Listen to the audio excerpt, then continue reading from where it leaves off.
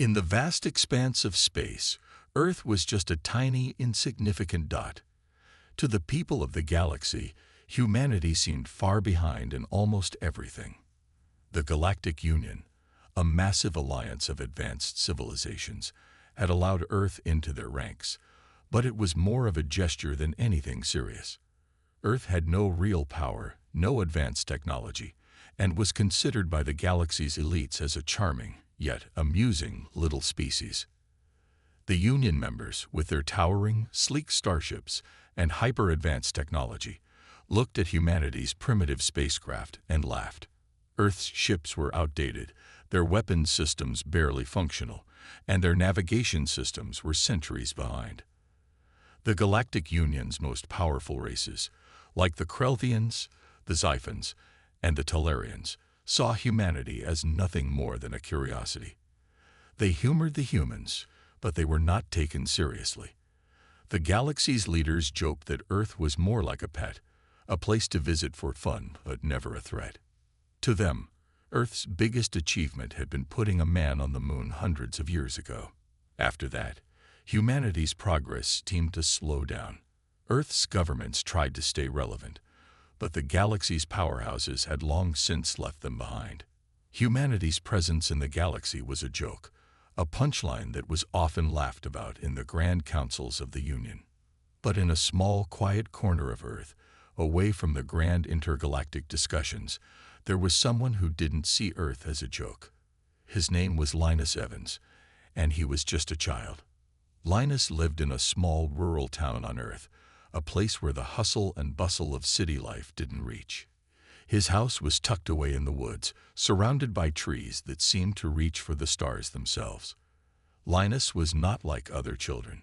He had always been fascinated by space, not just as a far-off dream, but as a challenge he was determined to conquer. While other kids played sports or video games, Linus spent his time staring at the stars, thinking about how he could build a ship that could travel faster, safer, and more powerfully than anything the galaxy had ever seen. His room was filled with models of ships, some made of wood, some out of metal, and others drawn on sheets of paper that seemed to stretch out like maps of distant worlds. He didn't care about the jokes the galaxy made about Earth. He didn't care that his home planet was mocked by the greatest minds in the galaxy. Linus believed in one thing: Earth was capable of greatness, and one day he would show everyone. Linus didn't have access to the best technology or resources. His tools were simple, nothing compared to the advanced labs and starship construction zones in the Galactic Union. But Linus had something that the galaxy's engineers didn't have: imagination. His designs weren't just theories. They were practical, innovative solutions that defied what anyone thought possible. He often stayed up late into the night, sketching out designs for starships. He dreamed of ships that could turn invisible, travel faster than light, and protect their crew from even the most powerful weapons. He believed that, if he could get the right attention, Earth could build something so advanced, it would change the galaxy's opinion of them forever. One day, an announcement came from Earth's government that caught Linus's attention. There was going to be a contest, a competition for anyone who could design a new type of starship, something that would help Earth become a more respected member of the Galactic Union. Linus didn't waste a second. This was his chance. The galaxy might laugh at Earth, but he was going to show them that humanity had the potential to be more than just a footnote in the history of the stars. He didn't tell anyone about his plans. He kept his sketches and ideas hidden, safe in his room. After all, what would they say? A child designing a starship? They would laugh at him, just like everyone else did with Earth. But Linus didn't care. He was determined to prove them wrong. In the following weeks, Linus worked tirelessly. He poured all his energy into perfecting his design, even if no one believed it could work. The ship he imagined was nothing like the crude, outdated models the galaxy thought of when they thought of Earth's technology. It was sleek, powerful, and built for a future that humanity wasn't even supposed to be a part of. This was his vision, his gift to Earth. Little did anyone know, the galaxy was about to see Earth in a way they never had before. and it would be a child who would change everything. Linus Evans was more determined than ever. The Starship design contest that Earth's government had announced was a once-in-a-lifetime opportunity, and he was not going to waste it. While most of the world's attention was on the larger, more public projects, Linus focused on his plans in the privacy of his small room. To him, this was his moment. A chance to show the galaxy what humanity was truly capable of. The rules of the contest were simple. Submit a blueprint for a starship that could help Earth gain a more respected position in the Galactic Union. But Linus didn't just want to participate. He wanted to win. And not just win. He wanted to create something that would make the galaxy stop laughing and take humanity seriously. Linus's design was unlike anything anyone on Earth had ever seen. His ship, which he named the Invictus, was sleek, with smooth curves and edges that almost seemed to shimmer in the light. It was built for speed, agility, and strength, a perfect combination of beauty and function. But what really set it apart from other designs was the technology Linus imagined.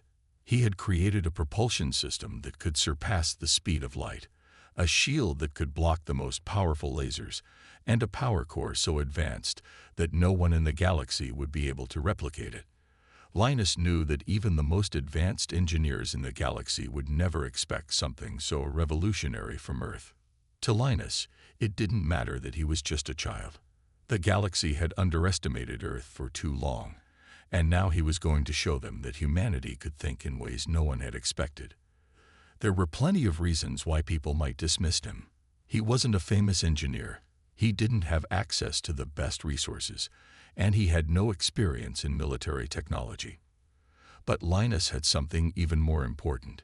He had an incredible mind, and the courage to dream bigger than anyone else. Every evening after his schoolwork and chores, Linus would lock himself in his room, sketching designs, refining calculations, and imagining what the Invictus would look like when it was real. As he worked, he became more and more confident in his design. There was a quiet, determined fire inside him, one that told him that Earth could make a true difference in the galaxy. He refused to let the galaxy's mocking laughter and dismissive attitudes hold him back. When the day came to submit his design, Linus didn't hesitate. He carefully packaged the blueprint, ensuring that every detail was perfect, then sent it off.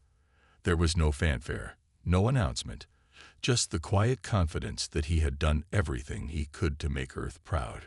What happened next was something Linus could never have predicted. Weeks passed, and Earth's government began receiving thousands of submissions. Some of the designs were impressive, but none could match the brilliance of Linus's Invictus. The Galactic Union, which had laughed at Earth for years, took notice of the young child's creation, but only as a curiosity. They believed it was impossible. No child, no matter how brilliant, could have designed something that could rival the ships of the galaxy's most advanced races. At first, the galactic leaders didn't take it seriously. The Kreldians, Siphons, and Talarians were some of the most powerful species in the galaxy, and they mocked the very idea that a human, let alone a child, could create something worth their attention. They saw Earth's submission as nothing more than a joke. But then, a few of the most brilliant minds in the Union decided to take a closer look at the design. They were intrigued by the complexity of the Invictus. They examined Linus's propulsion system, which used an idea that had been dismissed as impossible. They studied the defensive shields, which seemed to have been crafted from an entirely new material, one that was impervious to even the strongest weapons in the galaxy. Linus had done the impossible. He had created a starship that didn't just compete with the best ships of the galaxy, it surpassed them. Still, the galaxy's leaders were skeptical. They had seen nothing like it, but they had also seen Earth's struggles. Could a single design, no matter how brilliant, really change the course of the galaxy? They decided to have a mock test to see if the Invictus could be built, and if its technology actually worked. For Linus, this was the moment he had been waiting for. His design was about to be put to the test, and even if the galaxy didn't believe in him yet, he believed in the Invictus. Earth would prove that it wasn't just a joke. They were ready to show the galaxy that humans could be more than they ever imagined. The announcement came like a thunderclap across Earth. The Galactic Union, after weeks of dismissing the Invictus as a mere fantasy, had finally agreed to build a prototype based on Linus Evans's design. They had decided to test it, to see if it could really perform as the young boy claimed. For many, this felt like a moment of last hope. Earth had always been mocked. Could a child's dream really change the course of history? As Earth scientists and engineers worked on constructing the Invictus, Linus watched from a distance, his heart filled with excitement and nervousness. He knew that he had done everything he could. His design was perfect on paper, but now it needed to be brought to life. He had no doubt in his mind that the Invictus would work, but he understood that the galaxy's leaders weren't going to let something so revolutionary slide by easily. They had to see it for themselves. The construction site was a hive of activity. Earth's brightest minds, some of the best engineers from across the planet, worked day and night to bring Linus's ship to life. The ship's skeleton was being put together piece by piece, but there was something different about this project. It wasn't just another ship being built. This was humanity's chance to prove something to the galaxy and to themselves. Linus wasn't allowed on the construction site. The Galactic Union had been clear that Earth's young designer was not to interfere with the professionals. But that didn't stop him from visiting the site anyway. He stood at the edges, watching as massive cranes lifted the ship's components into place. He could see the framework of the Invictus taking shape, the sleeve lines and powerful engines beginning to come together. Every time a new part was added, Linus's heart raced. It was one thing to imagine something in your mind, but to see it come to life was something else entirely.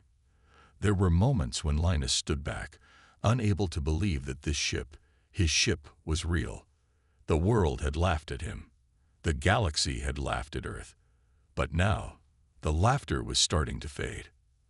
As the days passed, the prototype took shape, and the crew began testing the systems. The first trial run was scheduled, and everyone, whether they believed in Linus's design or not, was on edge. The ship would be tested in space, against the backdrop of Earth's thin atmosphere. The engineers worked to make sure every detail was perfect. Linus watched from afar, his heart pounding with anticipation. This was it, the moment of truth. Finally, the day of the test arrived.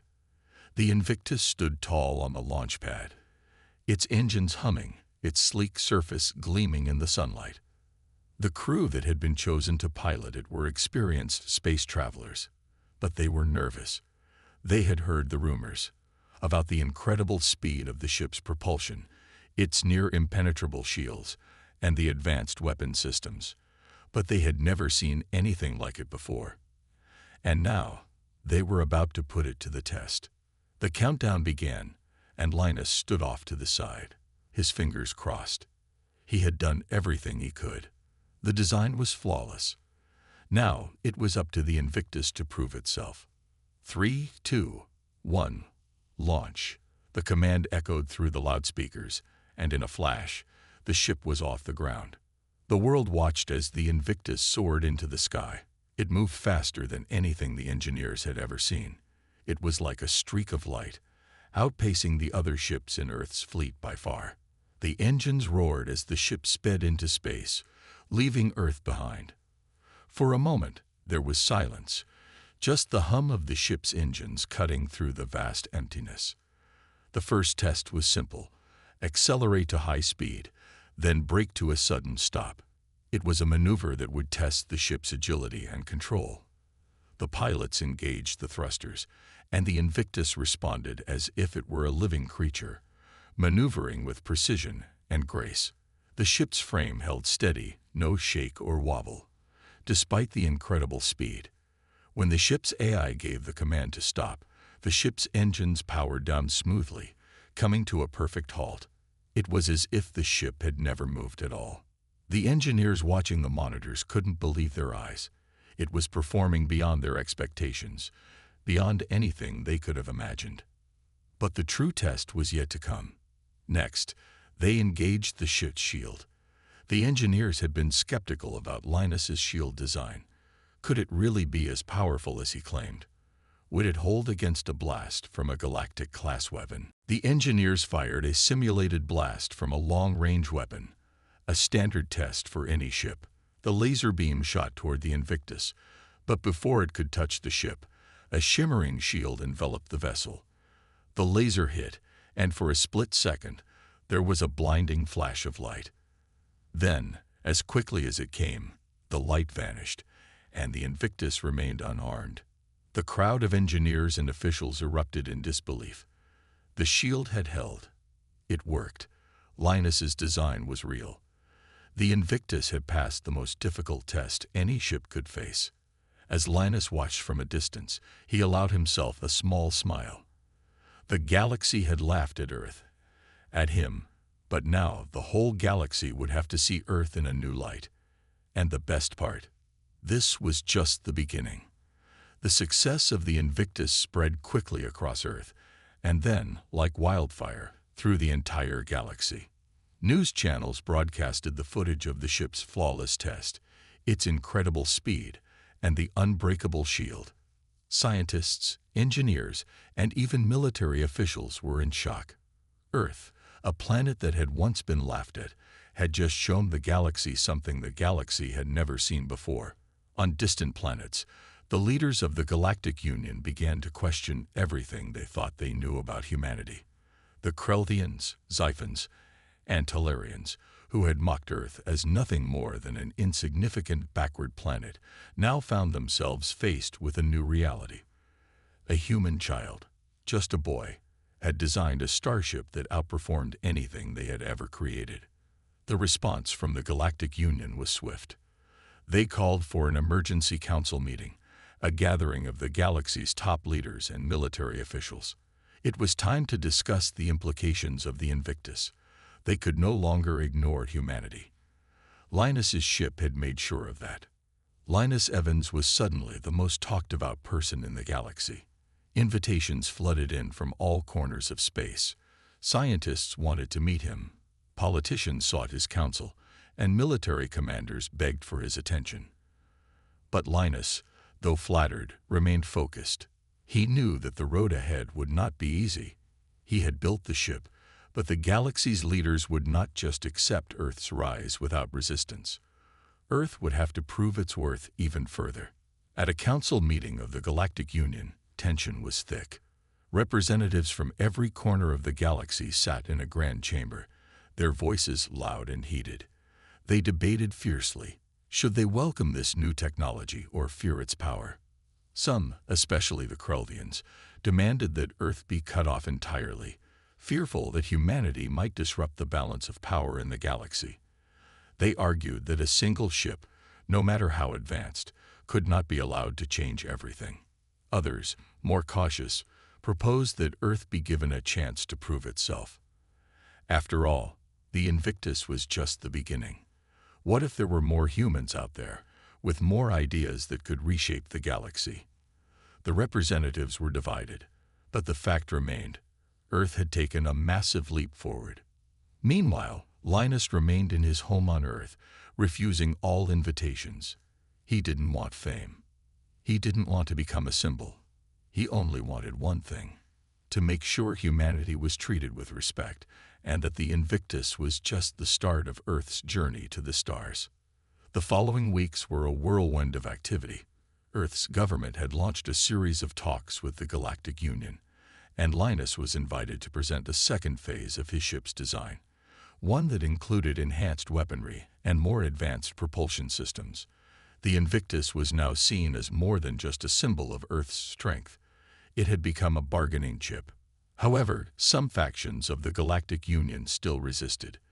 They believed that Earth's sudden rise to power was too dangerous. They feared that humanity's aggressive expansion might destabilize the galaxy, just as the Xiphans had done with their military campaigns decades ago. The voices of resistance grew louder, demanding that Earth's influence be contained. Linus, however, refused to be intimidated. He knew that the galaxy could either choose to work with Earth or continue to underestimate it. He wasn't going to let a few stubborn leaders stand in the way of Earth's rightful place among the stars. The Galactic Union's response came in the form of a challenge, a test. Not just any test, but a massive demonstration of the Invictus's capabilities. Earth would need to prove its new power before the entire galaxy by completing a series of difficult tasks that would push the Invictus to its limits. It would be a show of strength, skill, and technology. For Linus, it was a test of trust. The galaxy wanted proof, but he knew the true power of humanity wasn't just in the Invictus. It was in the potential of every human being to think, create, and push the limits of what was possible. As the day of the grand demonstration drew closer, Linus found himself reflecting on how far he had come. It was just a few months ago that the galaxy had laughed at Earth, dismissing it as a small, insignificant world. Now it was time to show them that Earth wasn't just capable of playing the game. It was ready to change the rules. When the day arrived, Earth's finest engineers and scientists, along with Linus, gathered at the launch site. The galaxy was watching. This would be the ultimate test. If they succeeded, Earth would prove its place in the stars. If they failed, well, Linus wasn't thinking about failure. He had come too far to turn back now. As the Invictus prepared to launch, Linus felt a wave of determination wash over him. This was it. The galaxy was about to see what humanity was truly capable of. The day of the grand demonstration arrived, and the world was watching. People from all corners of Earth gathered around their screens, waiting for the broadcast to begin. But it wasn't just Earth's citizens who were eager. Across the galaxy, representatives from the Galactic Union's many species, Krelvians, Xiphons, and Talarians among them, watched in anticipation. This was more than just a test of a ship. It was a test of Earth's place in the galaxy. Linus Evans stood at the launch site, his eyes fixed on the Invictus. It gleamed in the sunlight, a masterpiece of human ingenuity. This ship wasn't just advanced. It was a symbol of what humanity was capable of. If it succeeded, Earth would prove that it belonged in the stars. If it failed, Linus didn't want to think about failure. The stakes were too high. The Galactic Union's challenge was clear. The Invictus was to complete a series of complex tasks that would test its speed, its maneuverability, its shield strength, and its firepower. Each task had been designed to push the ship to its limits. Some of these tasks were routine for the galaxy's most advanced warships, but no one had ever seen a ship like the Invictus, and that was what made the challenge so intriguing. The first task was a high-speed chase. A fleet of alien ships would engage the Invictus, attempting to outrun it and simulate a pursuit in deep space. The Invictus had to keep pace, dodge incoming fire, and maintain control at high speeds. It was a maneuver that required precision, and everyone knew that no ship had ever done it, as well as the Invictus was about to. The countdown began. Linus stood at the edge of the site, watching nervously. He could feel the eyes of the galaxy on him, and the weight of the moment pressed heavily on his shoulders. But as the timer ticked down, he reminded himself of one thing. The Invictus was his design, and he knew it was perfect. 3, 2, 1, launch. The Invictus shot into the sky, leaving a trail of fire behind it. The alien ships that were meant to chase it immediately powered up their engines, moving into formation. But the Invictus was faster, much faster. Within seconds, it was outpacing them, leaving the pursuing ships far behind. The Invictus weaved through the stars with the grace of a dancer. The alien ships fired their weapons, but the ship's shields absorbed each blast without even a ripple. Linus watched in awe as the ship executed perfect maneuvers, dodging enemy fire and maintaining its speed. The task that was supposed to challenge the Invictus had turned into a simple showcase of its superior performance. The engineers watching from Earth's control room couldn't contain their excitement. The Invictus wasn't just doing what they had hoped, it was doing it effortlessly. And Linus, though nervous, felt a growing sense of pride. This was just the beginning. The second task was a test of the ship's defensive capabilities.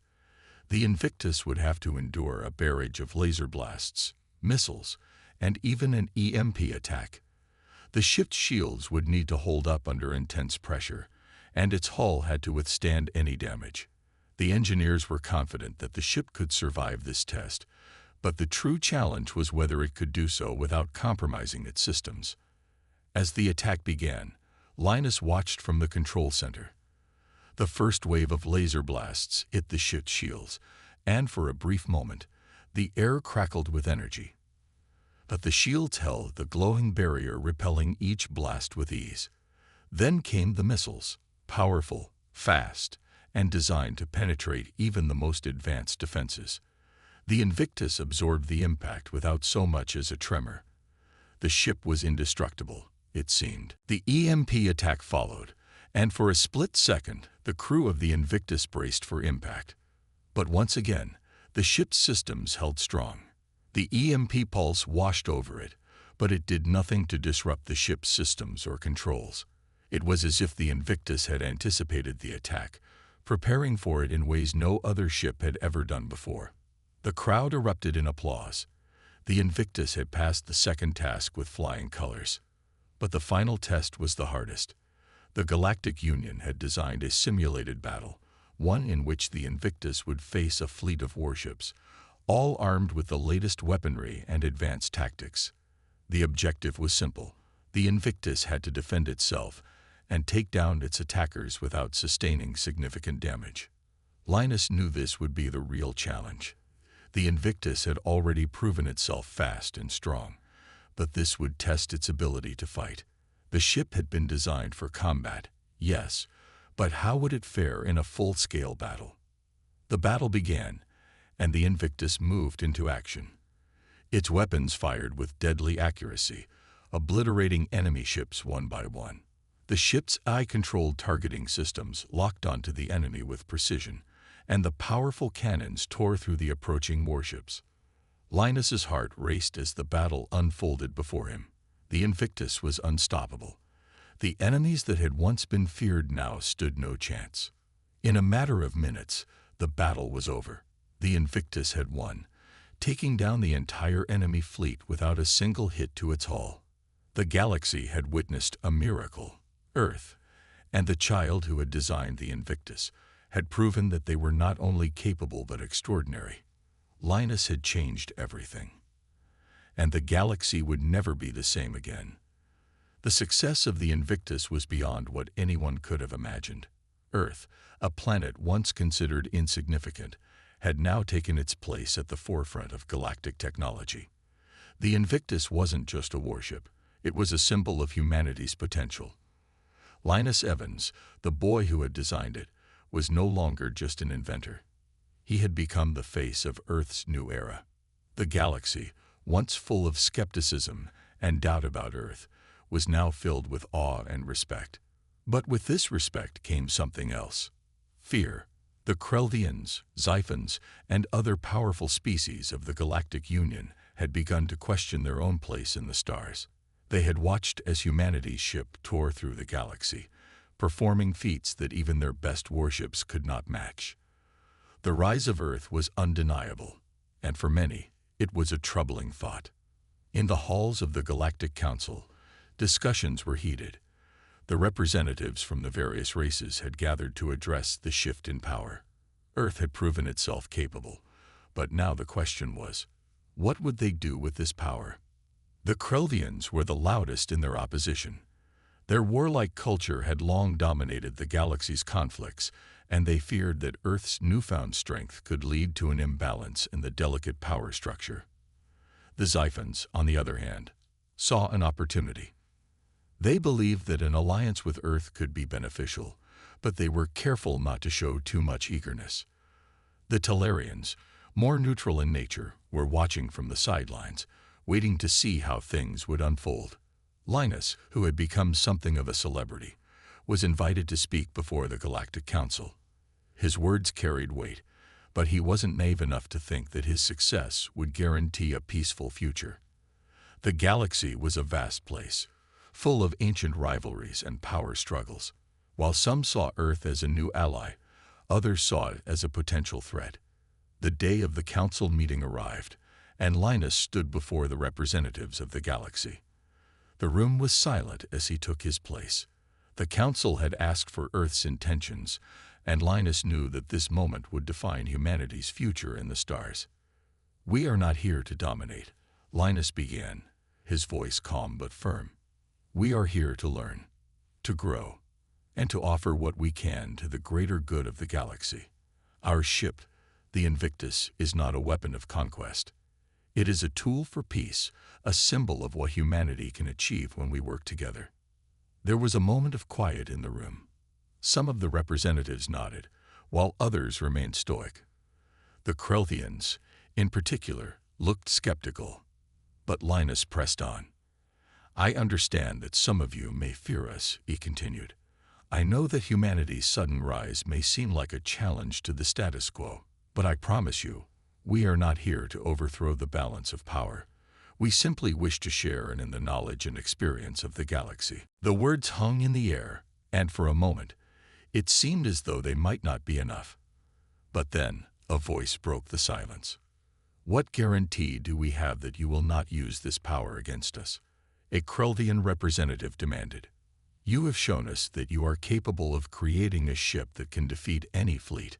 What will stop you from using it for your own gain?" Linus did not flinch. He had anticipated this question, and he had an answer ready. "Nothing will stop us," he said. "But that is why we must prove ourselves. We must show you that we can be trusted. That humanity, while powerful, is also compassionate. We will prove it through our actions, not our words." The room was still. The Krelthians glared at him, but Linus stood his ground. He knew that Earth's path forward wouldn't be easy.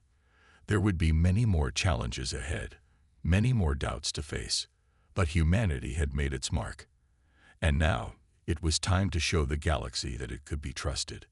The council was adjourned, but the conversation had only just begun. Linus knew that there would be more tests, more obstacles to overcome, but he was ready. He had always been ready. Back on Earth, the people watched eagerly as Linus's words were broadcast to every corner of the planet. The galaxy had heard their voice, but the real work was just beginning. The Invictus had proven that humanity was capable of greatness. Now it was time for Earth to show the galaxy that it was worthy of a place among the stars. As the days passed, discussions continued between the Galactic Union and Earth. Some were eager for peace, others for power. But one thing was clear. The galaxy would never see humanity the same way again. Earth had arrived, and it wasn't going anywhere. Linus, for his part, remained humble. He knew that his ship had opened the door, but it was up to everyone on Earth to step through it.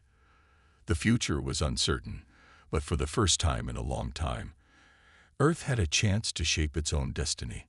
The days after the Galactic Council meeting were filled with intense negotiations and discussions. Linus Evans, the young inventor who had changed the course of history, remained a central figure in the ongoing talks. But as much as he had become a symbol of Earth's potential, he understood that the real work was still ahead.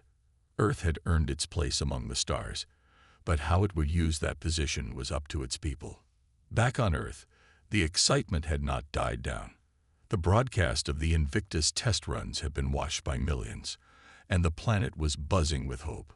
For the first time in centuries, humanity had a reason to believe that their future was bright. But with that hope came responsibility. Earth now stood at the crossroads of a new era. Linus had been invited to oversee the development of a new fleet, one that would be the backbone of Earth's presence in the galaxy. But this fleet wouldn't just be about power and strength. It would be a symbol of humanity's ideals: peace, progress, and the pursuit of knowledge. Linus knew that Earth's reputation could be easily tarnished if they didn't prove that their technology was meant for good.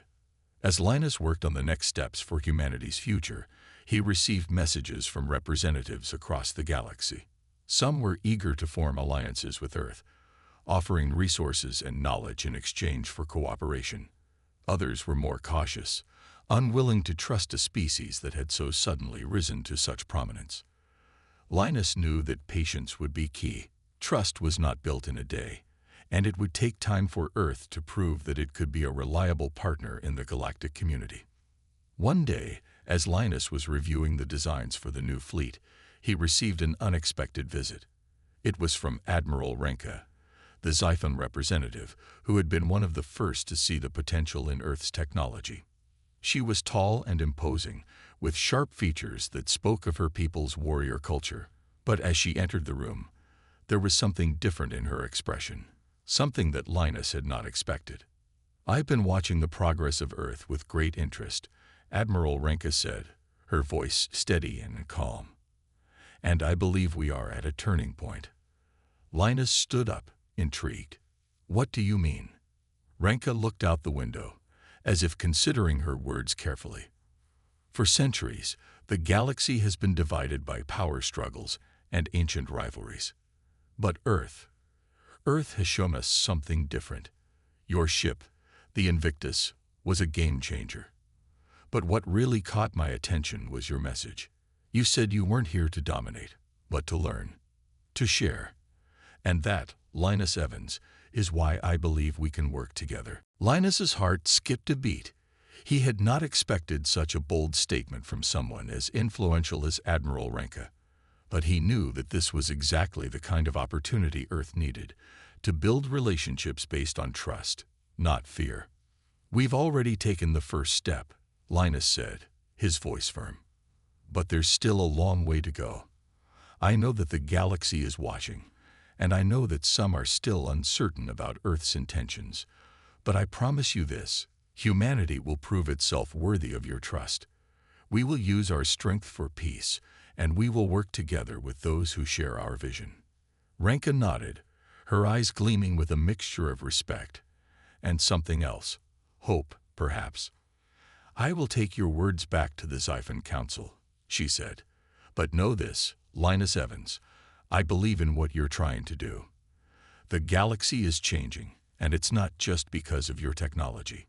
It's because of your people, your vision." As Renka left, Linus stood by the window, looking out over the Earth below. The sky was clear, and the sun was setting on the horizon, painting the world in shades of orange and purple. It was a beautiful sight, and it filled him with a sense of peace, but it also reminded him of how much work lay ahead.